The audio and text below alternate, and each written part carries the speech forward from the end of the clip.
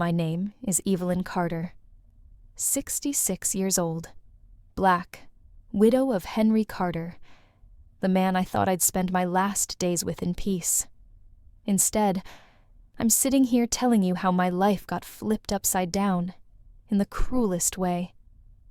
3 weeks after Henry's funeral, when the house still smelled like lilies from the service, my stepdaughter Vanessa looked me straight in the eye and said, "Find another place to die. You're useless now." I wish I could tell you I misheard her. I wish I could believe she was speaking out of grief. But no. She stood in the middle of our home in Phoenix, Arizona, her manicure gleaming under the sunlight, holding a stack of papers she claimed was Henry's will. "Everything belongs to me and Marcus now," she declared, her voice dripping with fake sympathy. "Out of kindness, I'll give you $300 so you can find a motel until you figure out your next step." $300. That was the value my stepdaughter placed on 40 years of marriage, on every Sunday dinner I cooked, on every prayer I whispered over this family. She didn't even flinch while she said it. I packed 2 suitcases, slid a small box of photographs under my arm, and walked out of the house I'd cleaned, loved, and protected for decades.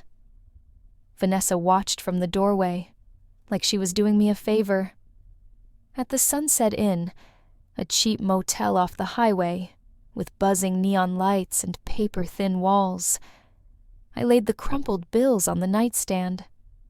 My stepdaughter had just handed me $300, like a tip for disappearing. But here's the thing. Henry wasn't a liar.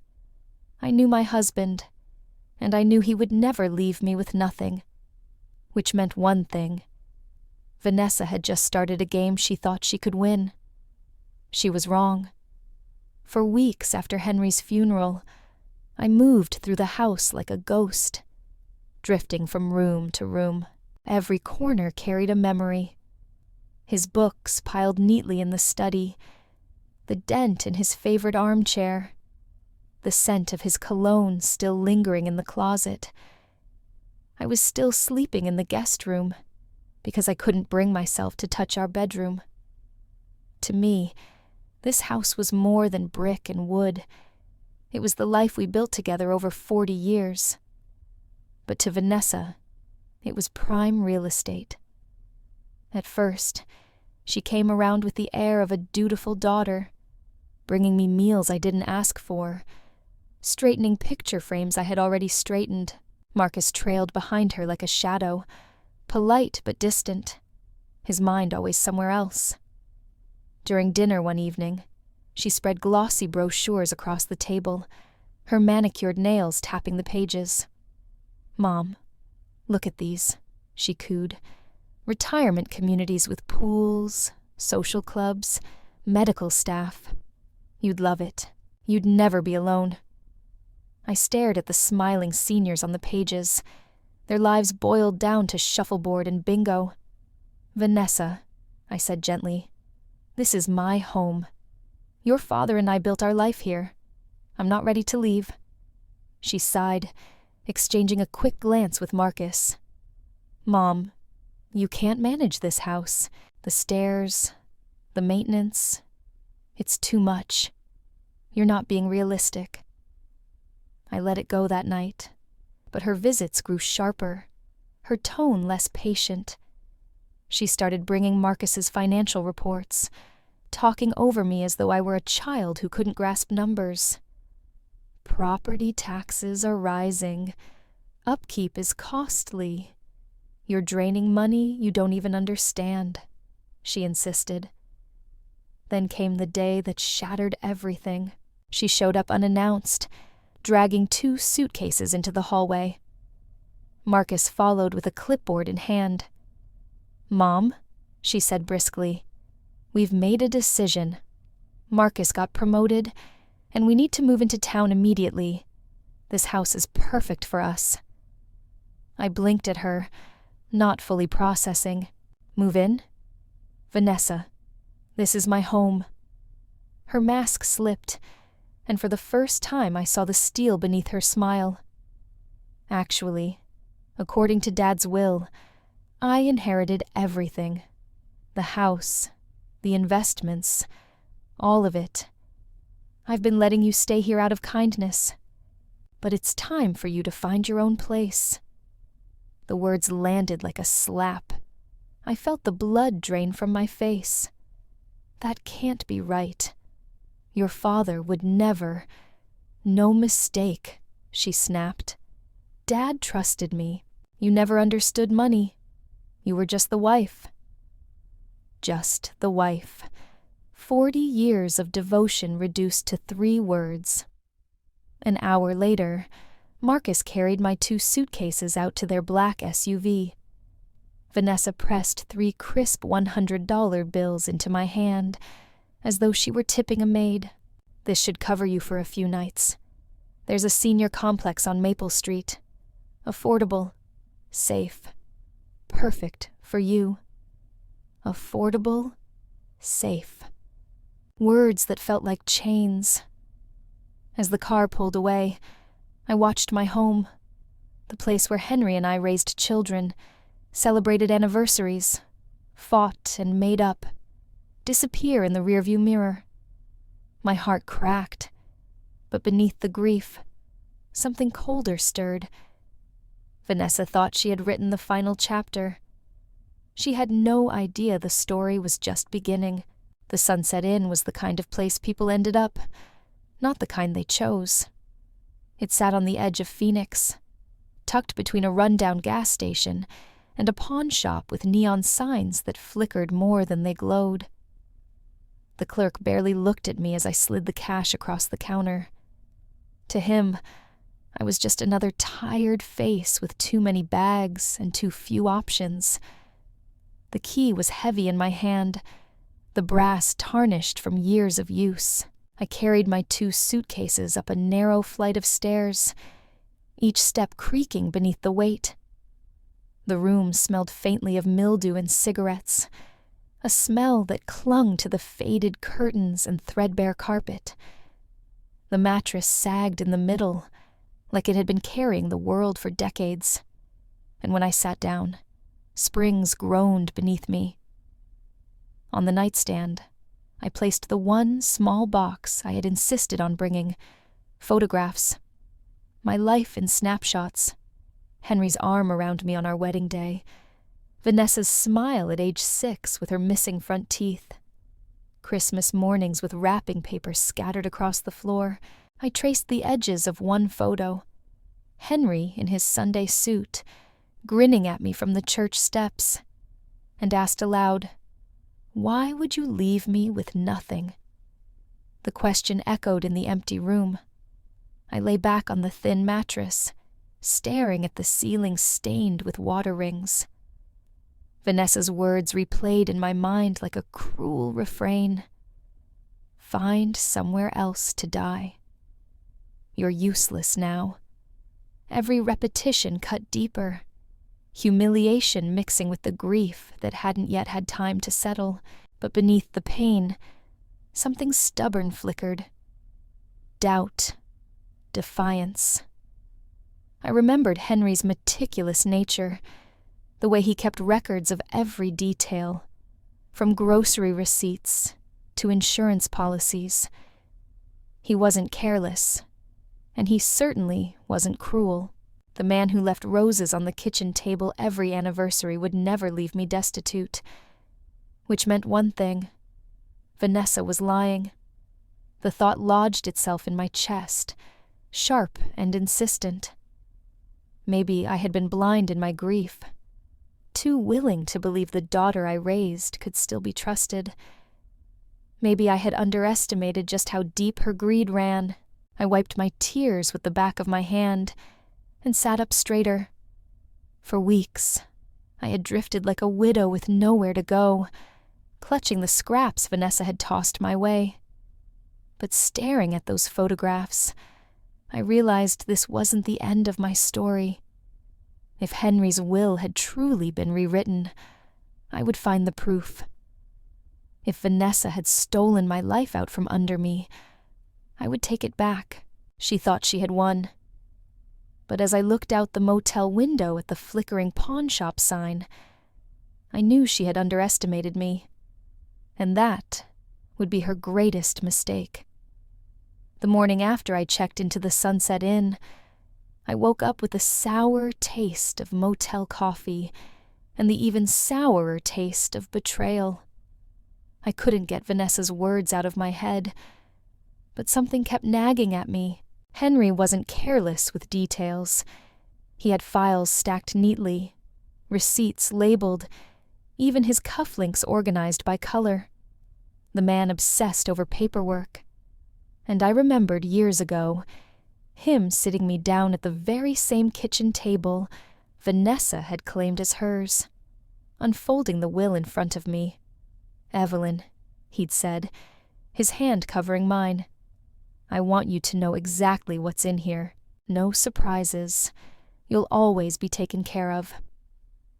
That memory hit me like a lifeline in quicksand. If Henry had shown me those pages, then Vanessa's story didn't add up. She wasn't holding the truth. She was holding a performance.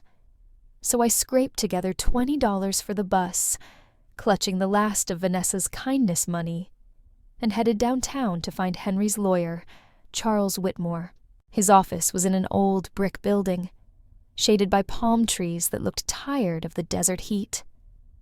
When I stepped inside, the air smelled of leather, ink, and quiet power. The receptionist, a young Latina woman with sharp eyes, looked me up and down. My wrinkled blouse and tired face must have told her everything. "Mrs. Carter?" she asked, almost surprised. "We were wondering when you'd come in. Mr. Whitmore's been expecting you." Expecting me? My pulse jumped.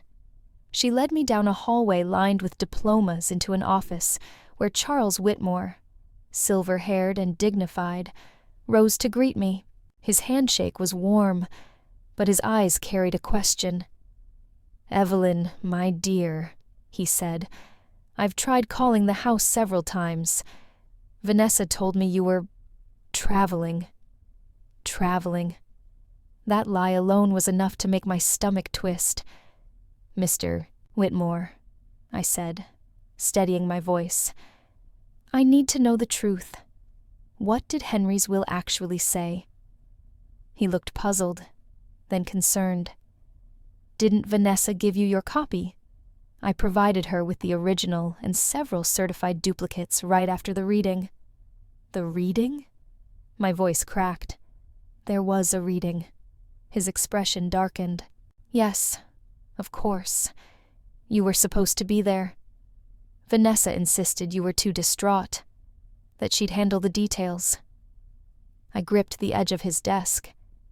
"She told me Henry left me nothing, that she inherited everything." For the first time, Charles's professional calm broke. He pulled open a drawer, rifling through files with urgency. Then he placed a thick folder in front of me. My breath caught as I saw Henry's familiar signature at the bottom of the first page. Charles adjusted his glasses and began to read aloud. "I, Henry James Carter, being of sound mind and body, do hereby bequeath to my beloved wife, Evelyn May Carter, the following: our primary residence at 2143 West Desert View Drive, Phoenix, Arizona, including all furnishings and personal effects. Additionally, I leave her 70% of all financial assets, investments, and accounts, totaling approximately $28 million.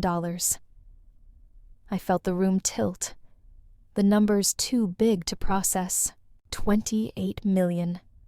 The house, the life Henry promised. Charles continued, "To my daughter, Vanessa Carter Price, I leave $12 million to be held in trust, with distributions beginning on her 45th birthday, contingent upon her treatment of her stepmother following my death." I covered my mouth, a sob breaking free. Henry had seen this coming. He had written my protection into the very fabric of his will. Charles looked at me with gentleness, but also a trace of anger. Evelyn, if Vanessa concealed this from you and presented forged documents, that's fraud, elder abuse. She's crossed into felony territory. I sat frozen, the words 12 million contingent replaying in my head. Vanessa's cruelty wasn't just heartless, it was self-destructive. By throwing me out, she had cut her own inheritance to pieces. Slowly, I found my voice. So you're telling me, not only do I still have the house and Henry's accounts, but Vanessa just disqualified herself from her share. Charles nodded gravely. That's correct.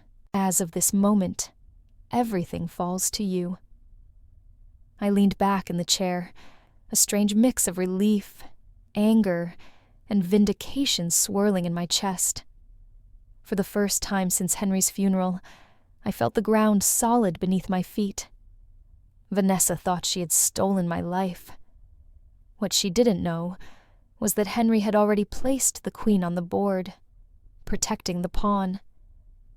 And now, it was my move.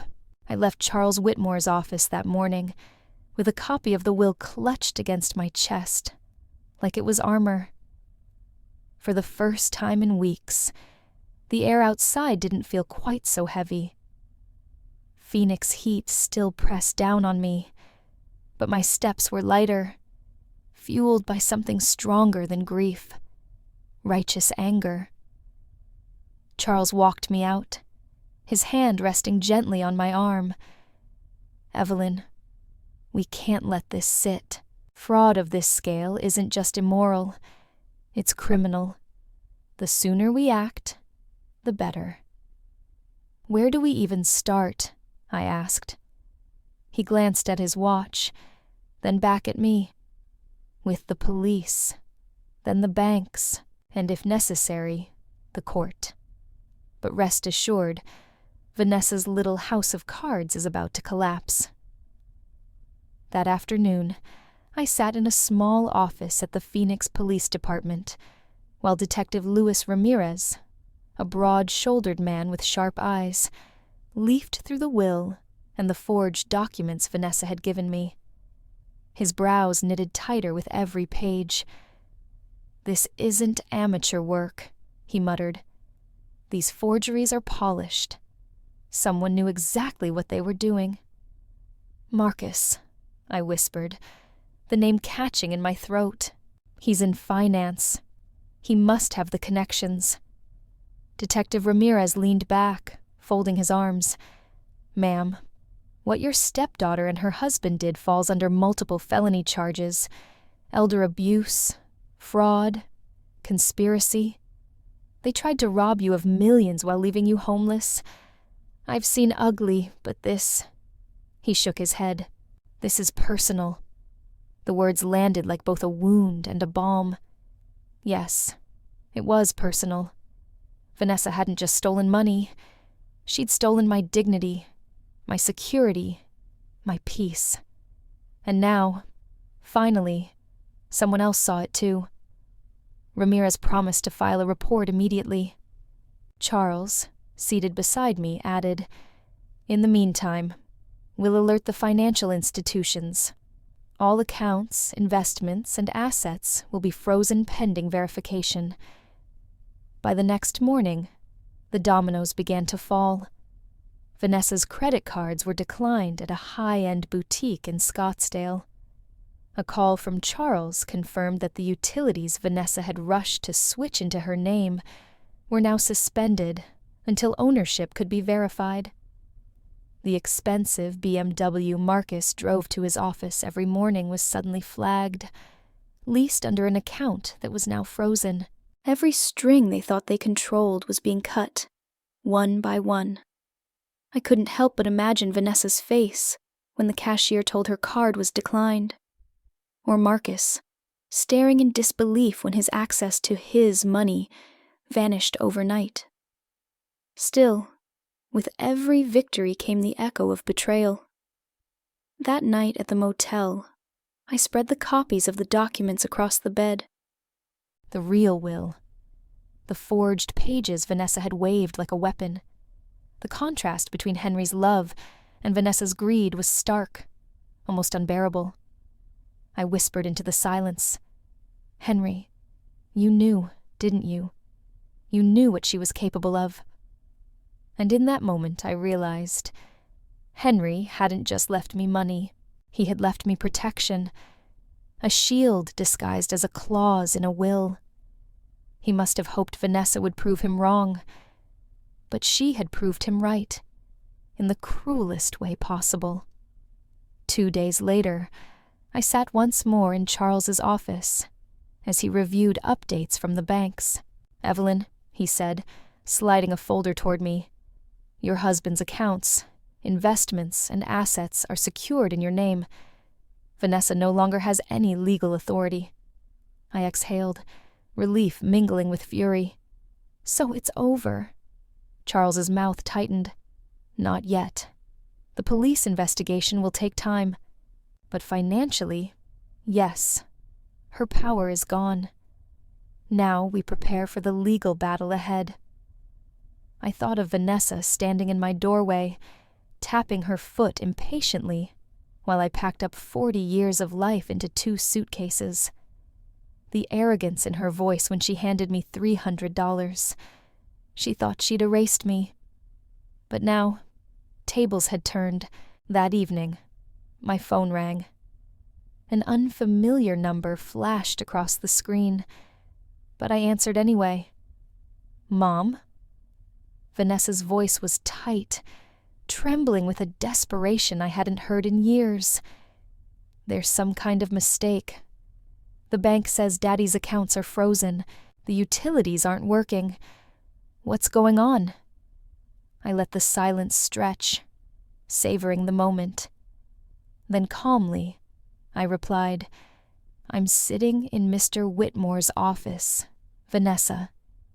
You remember him, don't you? Your father's attorney, the one who read the real will, the will you told him I didn't need to hear because I was too distraught." Silence, then a shaky inhale. "Mom, I don't know what you think you've discovered, but what I've discovered," I cut in, my voice steady, "is that you lied. You forged. You tried to steal not only from me, but from your own father's legacy. And now, you're about to face the consequences." Her voice cracked. "You can't do this to me. I'm your daughter." I almost laughed, though my chest ached. "No, Vanessa. Daughters don't throw their mothers out with $300 and a fake smile. Daughters don't forge legal documents to take what doesn't belong to them. Whatever you are to me now, it isn't a daughter." I hung up, my hand trembling, but not from fear, from strength, from the realization that for the first time in years, I had power. Vanessa had underestimated me, and that was her greatest mistake. 2 days after that phone call, I woke up to the sound of my prepaid cell buzzing on the motel nightstand. It was Detective Ramirez. His tone was clipped, efficient, the way a man speaks when gears of justice have already started turning. "Mrs. Carter, I thought you'd want to know. Your stepdaughter is about to have a very bad morning." I dressed quickly, heart pounding, and rode the bus downtown. By the time I stepped off near Scottsdale, word was already spreading. Inside a high-end boutique, Vanessa had tried to swipe a platinum credit card, only to have it declined. She demanded the clerk try again, then a second card, then a third, all frozen, all useless. Witnesses later told me she turned red, screaming that this was a mistake, that she was the rightful heir. But the police were waiting. Detective Ramirez himself walked in, calm as ever, badge flashing against the bright store lights. "Vanessa Carter Price," he asked loudly, so that everyone in earshot could hear. "You're under arrest for fraud, elder abuse, and conspiracy." The look on Vanessa's face, they said, was something between disbelief and betrayal. She didn't even resist when the cuffs clicked around her wrists. The whole boutique watched as the woman who thought she had inherited the world was marched out past racks of designer clothes she would never wear. I stood across the street, unseen behind a bus stop shelter, and for a moment I almost felt sorry for her. Almost. Then I remembered her voice, cold and sharp as glass. "Find another place to die." That memory hardened me. This wasn't cruelty. This was justice catching up. Marcus's fall came the next morning. He arrived at his office downtown, briefcase in hand, still pretending he had control. But the investigators were already there. Forensic accountants had traced the fake will to a printing company Marcus's firm had quietly used for other shady documents. His fingerprints, his connections, his arrogance, it was all over those papers. They let him out in a suit, worth more than the motel room I was living in. Handcuffed and silent, news spread fast in Phoenix. A wealthy stepdaughter and her polished banker husband arrested for stealing from an elderly widow. It was the kind of scandal neighbors whispered about at church, and reporters chased like bloodhounds. For the first time, people looked at me not with pity, but with respect, even admiration. Some called me brave. I didn't feel brave. I felt vindicated. That night, I sat on the motel bed and let myself breathe. For weeks I had been shrinking, packing my life into 2 suitcases, apologizing for existing. But now the balance had shifted. Vanessa and Marcus were the ones behind bars, facing questions they couldn't talk their way out of. I thought about Henry. I pictured him shaking his head, half sad, half unsurprised. He had known. He had seen something in Vanessa I never wanted to admit. He had built those protections into the will because he feared exactly this moment. The television in the motel buzzed with breaking news. The anchor's voice was steady, professional. Prominent financial advisor Marcus Price and his wife, Vanessa Carter Price, were arrested today on charges of fraud and elder abuse after allegedly forging legal documents to seize a multi-million-dollar estate. I leaned back against the pillows, listening to the words echo through the thin walls. Fraud, elder abuse. They finally had names for what had been done to me, and now the whole city knew. I wasn't just some widow scraping by in a cheap motel anymore. I was the woman who had taken back her life. Vanessa thought she was the queen, moving pieces across the board while I was just a pawn. But pawns can surprise you. Pawns can reach the other side. And in that moment, I realized this was only the beginning. I should have felt relief after Vanessa and Marcus were arrested, but instead, I found myself pacing the thin carpet of the motel room, restless. Something wasn't sitting right. Justice had come quickly, almost too quickly, and though their downfall gave me a measure of peace, the unease wouldn't leave me. Henry had always been deliberate, careful, even fussy about details. He never left bills unpaid or papers scattered. Yet when I thought about the years I spent in that house, I realized there were drawers I'd never opened, cabinets Henry had kept locked, explanations he'd waved away with a kiss and a, "Don't worry about it, Evelyn." At the time, I accepted it. Marriage, I thought, was built on trust. But after everything Vanessa had tried to pull, I couldn't ignore the questions pressing at me now. 2 days later, I went back to Desert View Drive. Walking through the front door felt strange, like I was stepping into someone else's life. Vanessa's perfume still lingered in the hall. Clothes she'd moved in scattered across the floor. But this was my house, not hers, and I was determined to reclaim it piece by piece.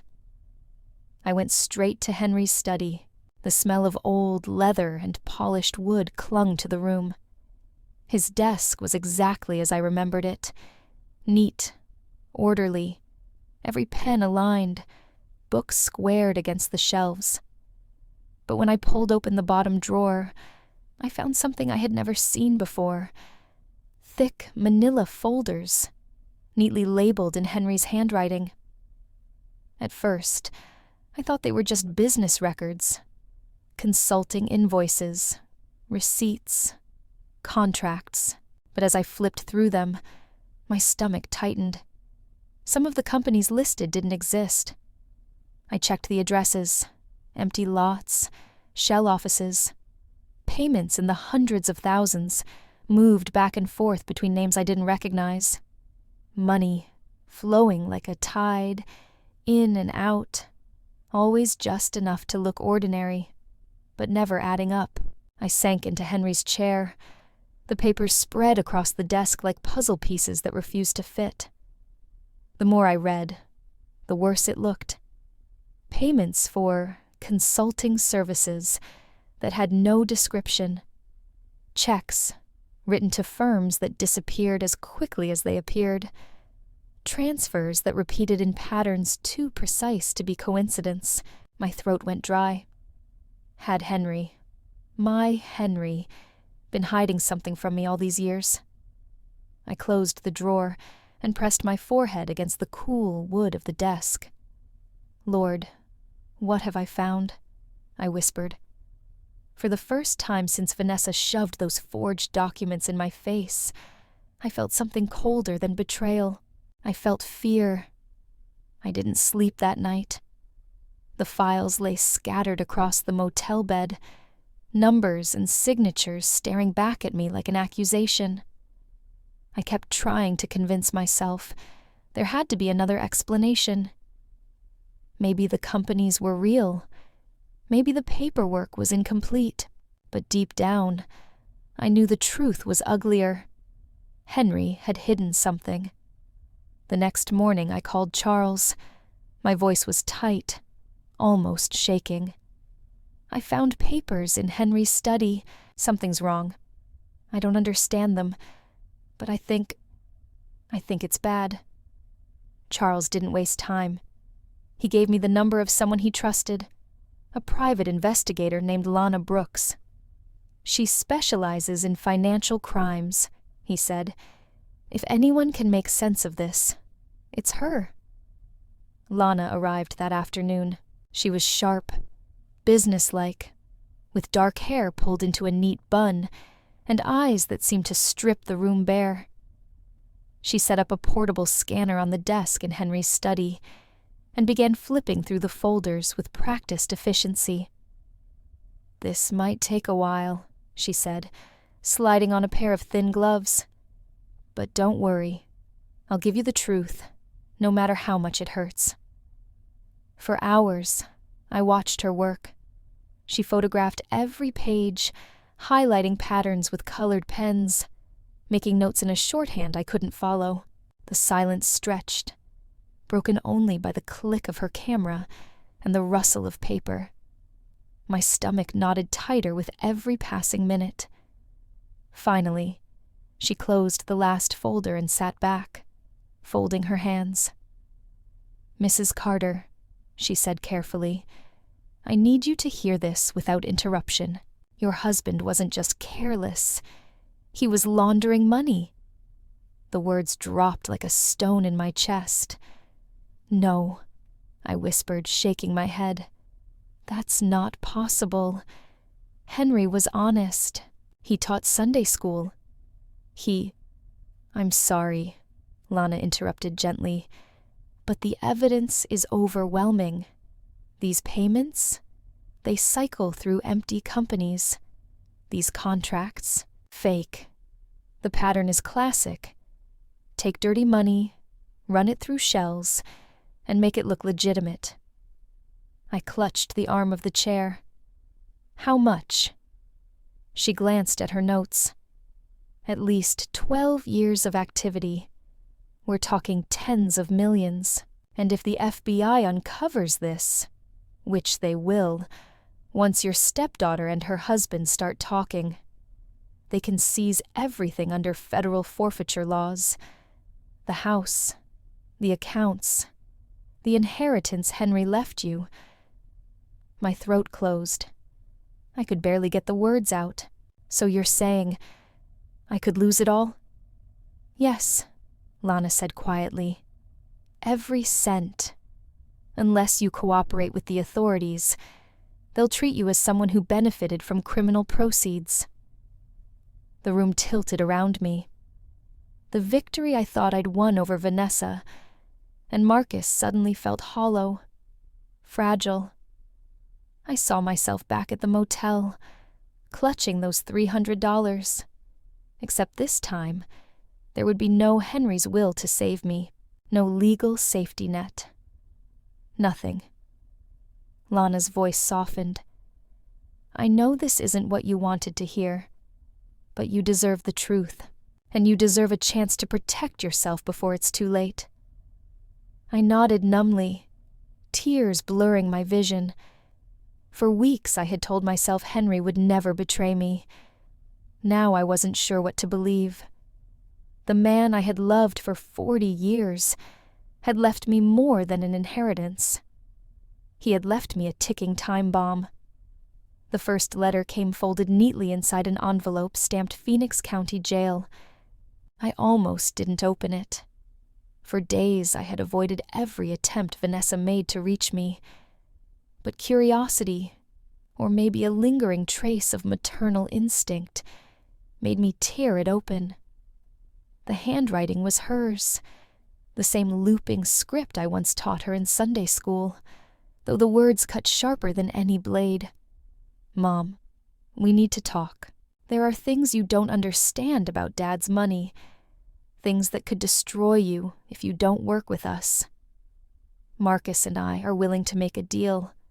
If you want to protect yourself, you'll meet with our lawyer. I read it 3 times, each line sinking like a stone in my stomach. It wasn't an apology. It wasn't even denial. It was leverage. Vanessa was turning Henry's secrets into her lifeline. 2 days later, Charles called. Their lawyer reached out. They're requesting a meeting. Evelyn, you don't have to go. I'll go, I interrupted. My voice surprised even me. Firm. Cold. The meeting took place in a sterile room at the jail, a scratched metal table between us. Vanessa looked thinner, makeup absent, but the entitlement in her eyes hadn't faded. Marcus sat beside her in an orange jumpsuit, still trying to project the confidence of a man in control. Mom, Vanessa began, her tone almost sweet. This has gone far enough. You think you won, but you don't know the whole story. I leaned back, folding my arms. Enlighten me. Marcus cleared his throat, sliding a folder across the table. Henry wasn't the man you thought he was. We've uncovered documents linking him to organized crime. The government could seize every dollar he left behind. You'll be out on the street again. I kept my expression still, though my chest burned. And what exactly are you offering? Vanessa smiled, the same smile she used to get out of trouble as a child. A settlement. You keep the house and $5 million. Clean, safe, untouchable. We'll take the rest. Everyone walks away. No trials. No media circus. Let me be clear, I said slowly. You're asking me to help you profit from fraud by exploiting my husband's crimes in exchange for sparing me a little pocket change." Vanessa's mask slipped, irritation flashing across her face. "It's better than losing everything. Think, Mom. Without us, the FBI will eat you alive. 5 million is security. Freedom. All you have to do is agree." I looked at her. My stepdaughter. The girl I once rocked to sleep during thunderstorms, now sitting across from me in a jail uniform, bargaining like a hustler on the street corner. "No," I said finally. "If you think I'm going to sell my soul to protect yours, you've learned nothing about me." Vanessa's eyes narrowed, her voice dropping to a hiss. "Then you'll regret it, because when we pull the trigger on this, you'll go down with us." I stood, pushing the chair back with a screech. "Then pull it. But understand this. You're not the only one who knows how to fight." As the guards escorted me out, I didn't look back. For the first time, I realized Vanessa wasn't just desperate. She was dangerous, and she was willing to burn everything down if it meant saving herself. That night, I sat alone in Henry's study, the folders Lana had examined still spread across the desk. Her words echoed in my ears. "Your husband was laundering money. If the Bureau finds out, they'll take everything." I stared at Henry's neat handwriting, his careful ledgers, the meticulous columns of numbers.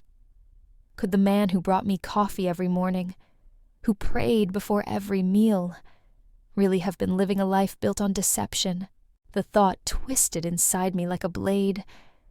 For the first time in 40 years of marriage, I doubted whether I had ever truly known my husband. But Lana's warning was clear. Vanessa and Marcus wouldn't hesitate to use this information. They would go to the FBI themselves, if it meant buying immunity. And if that happened, I would lose not only the money, but my home, my dignity, and perhaps even my freedom. I wasn't going to let them write my ending. The next morning, I called Charles and asked him to set up a discreet meeting with the FBI. That's how I found myself in a sterile conference room in downtown Phoenix, sitting across from Special Agent Naomi Williams. She was younger than I expected, early 40s, sharp suit, eyes that missed nothing. She introduced herself with a firm handshake, then leaned forward, elbows on the table. "Mrs. Carter, I understand this is difficult, but if you want to protect yourself, we need the truth." So I told her everything.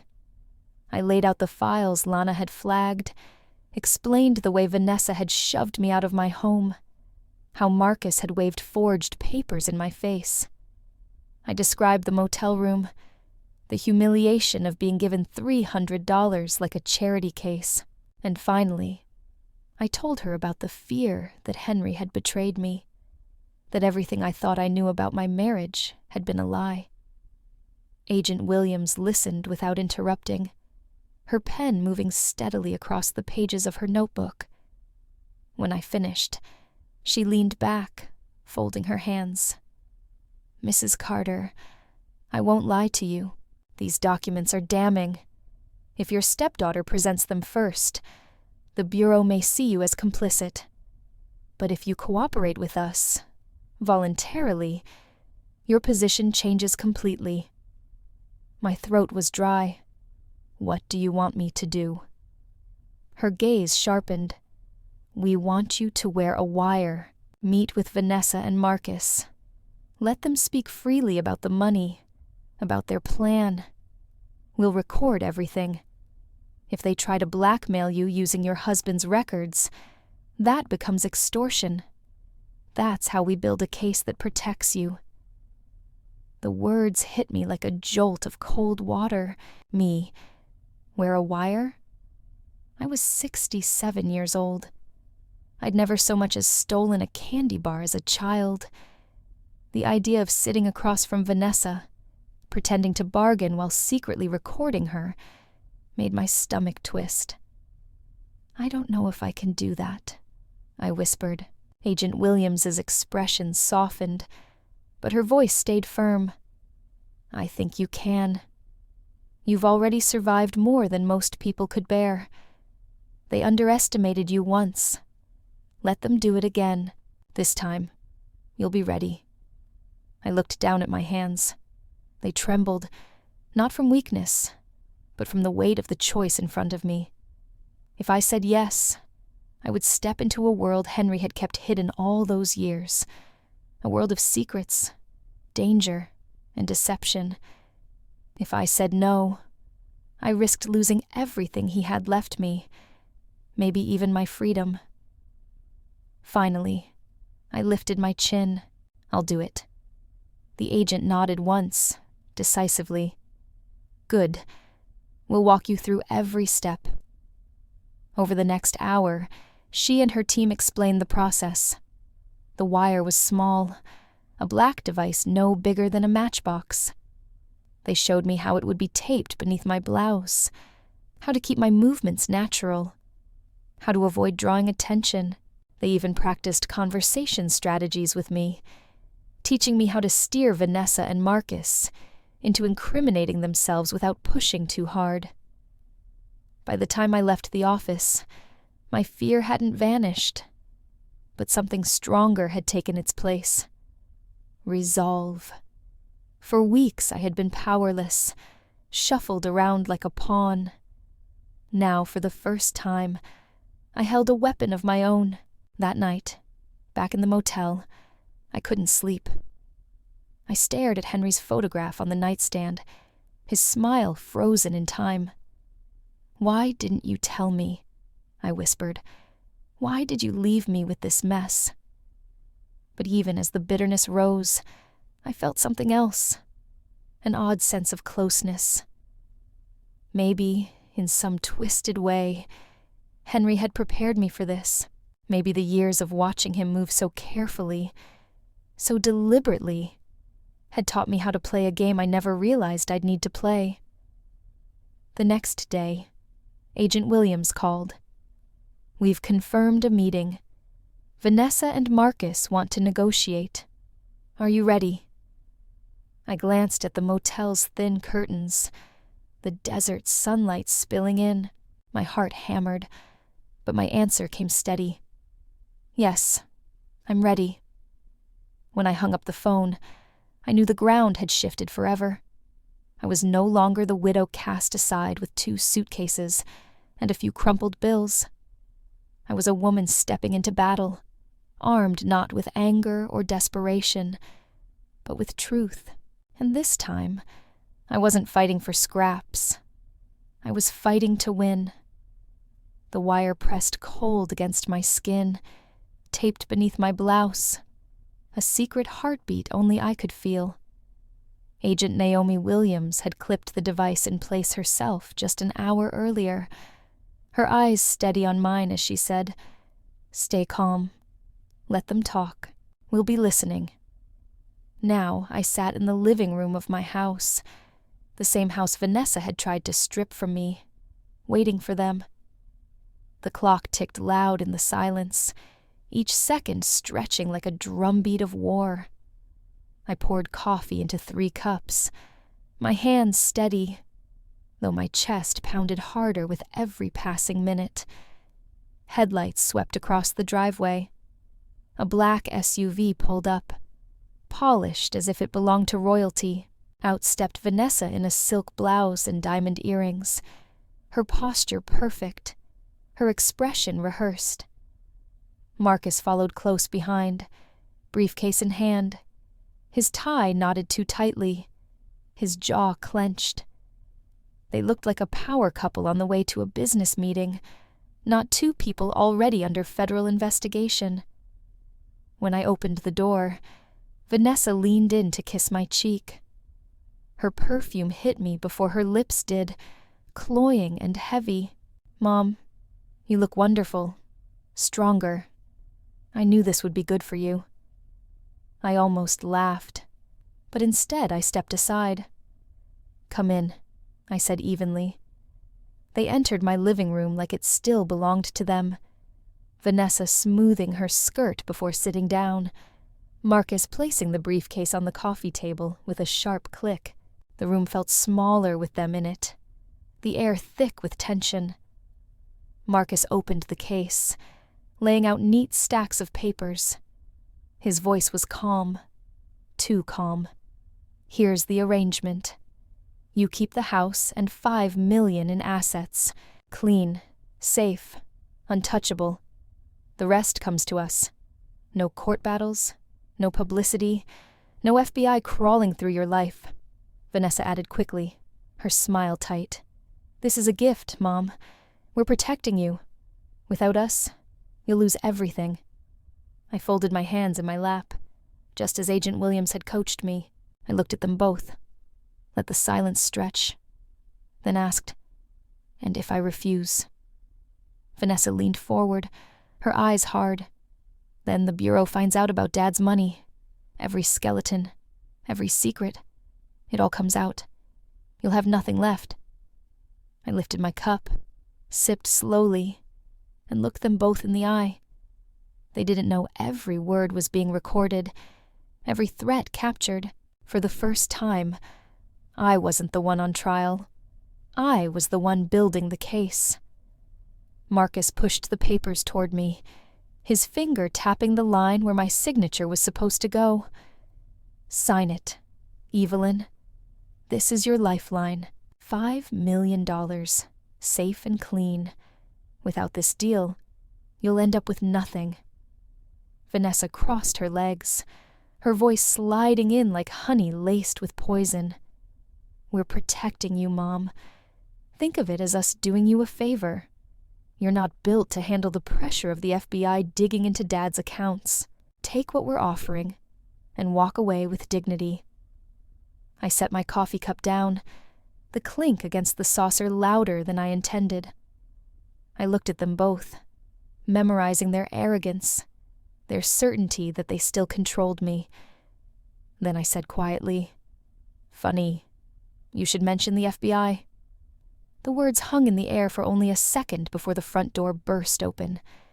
Special Agent Naomi Williams strode in, 2 other agents at her side, badges flashing in the lamplight. The room shifted instantly, from smug negotiation to raw panic. "Vanessa Carter Price, Marcus Price," Agent Williams declared, her voice sharp and unyielding. "You are under arrest for conspiracy, fraud, attempted extortion, and elder abuse." Marcus shot to his feet, his face draining of color. "This is a mistake," he barked, but his voice cracked. Vanessa froze, her eyes darting from me to the agents. "Mom," she whispered, betrayal dripping from her tone. "What did you do?" I met her gaze steadily, my voice calm. I told the truth. Something you never tried. The agents moved swiftly, snapping handcuffs around their wrists. The briefcase Marcus had been guarding so carefully spilled open, papers scattering like fallen leaves across the floor. Vanessa began to protest, but the words dissolved into sobs. As they pulled her toward the door, I leaned back in my chair, letting the weight of the moment wash over me. Just weeks earlier, I'd been shoved out of this house with nothing but 2 suitcases and $300. Now, in this very room, justice had walked in and claimed its seat at the table. And this time, I wasn't the one being escorted out. When the front door finally shut behind Vanessa and Marcus, the silence left behind was almost deafening. I could still hear the faint echo of the handcuffs snapping shut, the agents' firm voices reading them their rights. For the first time in months, I wasn't the one being cornered. Agent Naomi Williams stayed behind as her team escorted them out. She set the briefcase on the table, glancing at the scattered contracts with a faint shake of her head. Then she turned toward me, her tone shifting from official to measured. "Mrs. Carter," she began, her voice calm but deliberate. "There's something you need to understand about your husband." My breath caught. After everything I had just seen, Vanessa's lies, Marcus's schemes, the financial mess Henry seemed to have left, I wasn't sure I could handle one more revelation. "What do you mean?" I asked, my voice barely above a whisper. She pulled a thick folder from her satchel, sliding it across the table. Inside were documents stamped confidential, pages of coded reports, timelines, and signatures I recognized as Henry's. Henry Carter wasn't just laundering money, Agent Williams said. For over 12 years, he was working with us as a confidential informant. His consulting firm was a front, yes, but one we sanctioned. He helped us infiltrate a network tied to organized crime across Arizona and beyond. Every dollar he moved, every shell company he created, was tracked. It was part of a larger operation. The room tilted. "You're saying Henry wasn't a criminal?" She shook her head firmly. "No. He was one of the bravest assets we had. Because of him, we've secured dozens of indictments. The funds he managed were monitored, and a portion was set aside for him legally as compensation. That inheritance, your $40 million, is legitimate. It belongs to you." I sank into the armchair, my hand covering my mouth. For weeks I had carried the fear that my husband had betrayed me, that the fortune was tainted, poisoned. Now, in one moment, the weight lifted.